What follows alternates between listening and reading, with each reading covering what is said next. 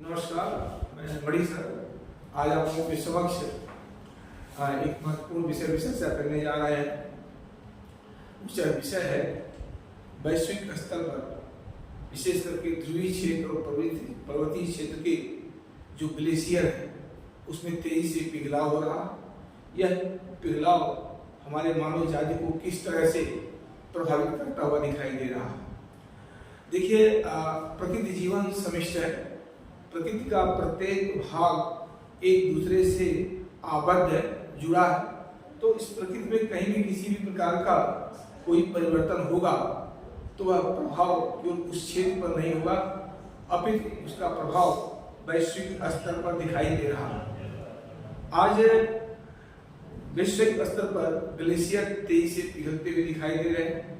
हमारे जो ग्लेशियर का मतलब हमारा हिम क्षेत्र से, विश्व का एक बड़ा भूभाग हिम क्षेत्र के रूप में, विशेषकर वह ध्रुवीय क्षेत्र और साथ में जो है आपका कुछ पर्वतीय क्षेत्र के ग्लेशियर है।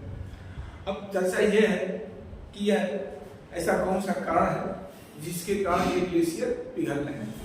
तो देखिए, आज का सबसे बड़ा चर्चा का विषय रहता है जलवायु परिवर्तन, क्लाइमेट चेंज। जलवायु परिवर्तन का मुख्य कारण जो बनता है वह मानव जाति है। मानव ने अपने अंधाधुंध विकास से हमारे वायुमंडल को प्रदूषित किया, जिसके परिणाम में पृथ्वी का पार्थिवीकरण प्रभावित हो रहा, धरती का तापमान बढ़ रहा। इस तापमान बढ़ने से एक साथ अनेक समस्याएं उत्पन्न होती दिखाई दे रही और उसी एक समस्याओं में एक सबसे बड़ी समस्या है ध्रुवीय या पर्वतीय क्षेत्रों के ग्लेशियर में पिघलाव। अब इस पिघलाव से क्या क्या होने वाला है, इस पे हमें चर्चा करने का विषय, इसका क्या प्रभाव पड़ रहा है। तो देखिए, जो ध्रुवीय क्षेत्र के ग्लेशियर है, चाहे वो नॉर्थ पोल का हो या साउथ पोल के, अंटार्कटिका का करोड़ों वर्ग किलोमीटर में ग्लेशियर का क्षेत्र है। आज तापमान बढ़ने से यह ग्लेशियर तेजी से पिघलते हुए दिखाई दे रहे हैं। इनके पिघलाव होने से क्या हो रहा, पहला, इनके पिघलाव हो जाने से समुद्र के जल स्तर में तेजी से वृद्धि हो रही है। अब आप जानते हैं कि विश्व की जनसंख्या जो है सबसे अधिक जो निवास करती है वो दो क्षेत्रों पर, मैदानी भागों में जहाँ उपजाऊ भूमि है, समतल है, और दूसरा तटीय क्षेत्रों में, क्योंकि दोनों क्षेत्र आर्थिक क्रियाओं से जुड़े हुए हैं। अब जो तटीय क्षेत्र है और जो द्वीप, इसके संकट आ गए। इनके समझ क्या है, संकट आता हुआ दिखाई दे रहा। आज जिस तरह से ध्रुवीय क्षेत्र के ग्लेशियर पिघल रहे हैं उससे समुद्र जल स्तर में तेजी से वृद्धि हो रहा। ऐसा अनुमान लगाया जाता है कि 2050 तक लगभग 1.5 से 2 डिग्री सेंटीग्रेड तापमान में वृद्धि होगी। और अगर यह वृद्धि होती है तो आप मान के चलिए कि 10 से 15 फीट समुद्र के जल स्तर में भी वृद्धि होगी, क्योंकि इससे बड़े पैमाने पर ग्लेशियर पिघल करके समाप्त हो जाएंगे और पिघला हुआ जल समुद्र में फैल जाएगा। अब अगर ऐसा होता है तब क्या होगा, तब बहुत सारे तट और बहुत सारे द्वीप जलमग्न हो जाएंगे। आज इसका स्वरूप कहीं कहीं दिखाई दे रहा। आप दूर बन जाइए, आज इसी जलस्तर के बढ़ने से आपका न्यूमूर द्वीप जो है भारत और बांग्लादेश के बीच लंबे अरसे से विवादित रहा, ये जलमग्न हो गया। सुंदरबन डेल्टा का जलस्तर बढ़ रहा, वहाँ की बायोडायवर्सिटी प्रभावित हो रही, वन्य जीव प्रभावित हो रहे। जकार्ता डूबने के कगार पर, इंडोनेशिया अपनी नई राजधानी बना रहा। तो जकार्ता से ऐसे बहुत से शहर हैं, नगर हैं, चाहे न्यूयॉर्क हो, चाहे जकार्ता हो, चाहे अन्य शहर हो, वो आज तेजी से खतरे की तरफ बढ़ते हुए दिखाई दे रहे हैं। अगर ये नियंत्रित नहीं किया गया तो आने वाले समय में 20 से 50 वर्षों के बीच ये सब सारे इतिहास के विषय बन जाएंगे। और अगर ऐसा हुआ, जलस्तर में वृद्धि बनी रही, तो इससे पहला ये होगा कि तट और द्वीप जलमग्न होंगे। तट और द्वीप जलमग्न होंगे तो आप मान के चलिए कि 2050 तक विश्व की लगभग 60 करोड़ जनसंख्या विस्थापित होगी। अगर ये तट और द्वीप की जनसंख्या डिस्प्लेस होती है तो स्वाभाविक है इस जनसंख्या के समक्ष रोजगार और पुनर्वास की समस्या उत्पन्न हो जाएगी। अगर वैसा नहीं कर पाते हैं तो उन देशों में जहाँ विस्थापित पहुंचेगी जनसंख्या, वहाँ कहीं कहीं अपराध क्या वृद्धि होगी। तो ये माना जाता है कि ये ग्लेशियर अगर पिघलता है और पिघल ही रहा है, अगर मगर की कोई बात नहीं है, पिघल ही रहा, बहुत सारे तट आज जलमग्न होने की संभावनाएं बढ़ती जा रही है। तो हमें देखने को मिल रहा, इस पिघलाव से समुद्र जल स्तर में तेजी से वृद्धि हो रही है। वृद्धि होने से जनसंख्या का विस्थापन होगा, और जनसंख्या विस्थापन होगा तो इनके समक्ष रोजगार और पुनर्वास की समस्याएं भी उत्पन्न होंगी। दूसरा कि इन ग्लेशियर के पिघलने से आज जो हम देख रहे हैं सामुद्रिक तूफान, जिसे हम साइक्लोन कहते हैं, आज साइक्लोन की बारंबारता लगातार बढ़ती जा रही है।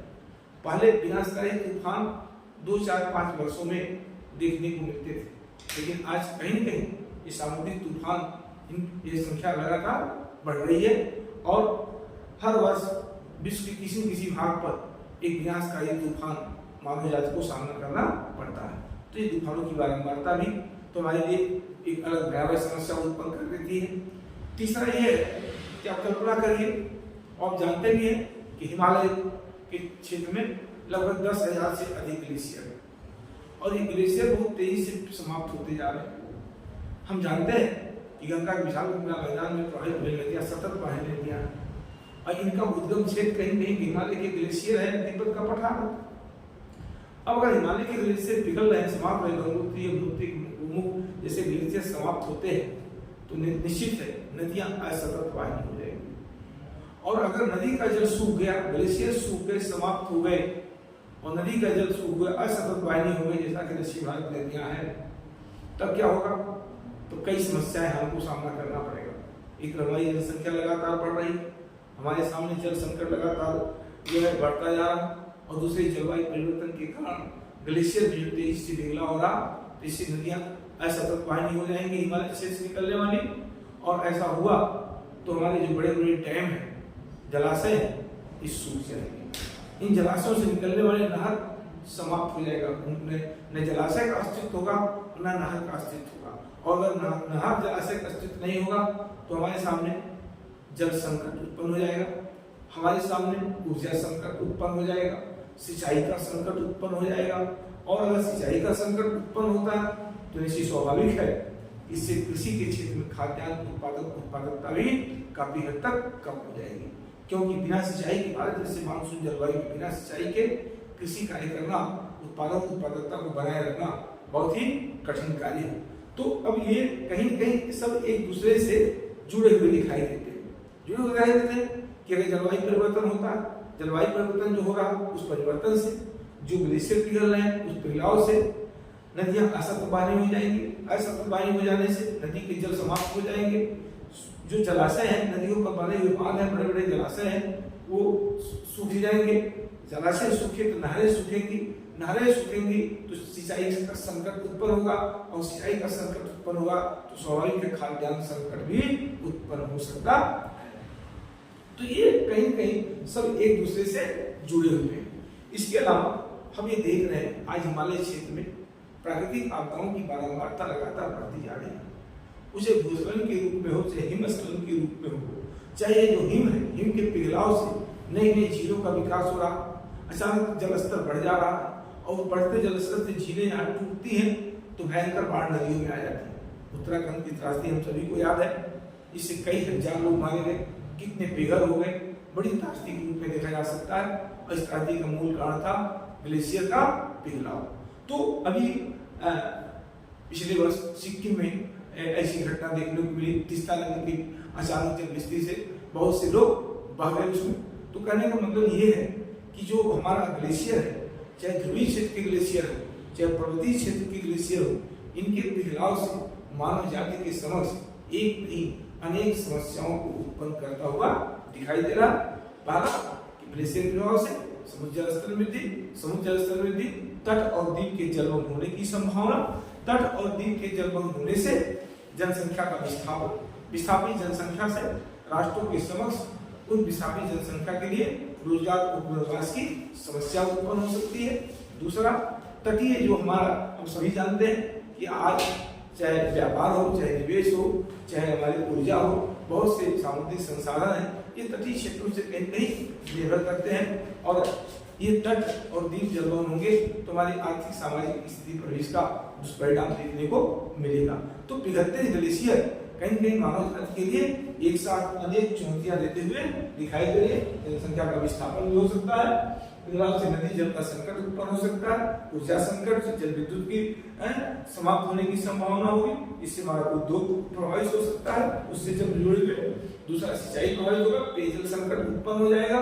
तो ये समस्याएं आने वाले समय में मानव जाति को सामना करना पड़ सकता है। यही कारण है कि आज वैश्विक स्तर पर जलवायु परिवर्तन के प्रभावों को नियंत्रित करने के लिए अनेक सम्मेलन किए जा रहे हैं, जिससे हम आने वाली चुनौतियों का सामना कर सकें। क्योंकि ये जलवायु परिवर्तन प्राकृतिक कारण नहीं है, ये मानव जाति के कारण है। तो जब मानव जाति के द्वारा ये उत्पन्न हुआ है, इसका समाधान भी मानव जाति में ही निहित है।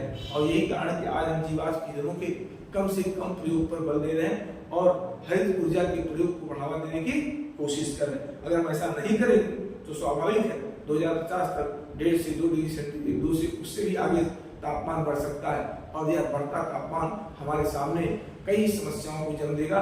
तो सबसे बड़ी समस्या का जन्म यही है कि ग्लेशियर का पिघलाव, जनसंख्या का विस्थापन, समुद्र की जनसंख्या का विस्थापन, सिंचाई, पेयजल संकट, नदियों का सूख जाना, ये सारी समस्याएं एक साथ उत्पन्न होती दिखाई दे रही हैं। और ऐसा हुआ तो हमारे अस्तित्व पर संकट उत्पन्न होता दिखाई देगा। तो ठीक है, आज का टॉपिक संक्षिप्त में रहिएगा। अगर अच्छा लगे तो उसे आप सब्सक्राइब जरूर करिएगा, लाइक करिएगा, कमेंट में अपने विचार जरूर दीजिएगा। जय हिंद।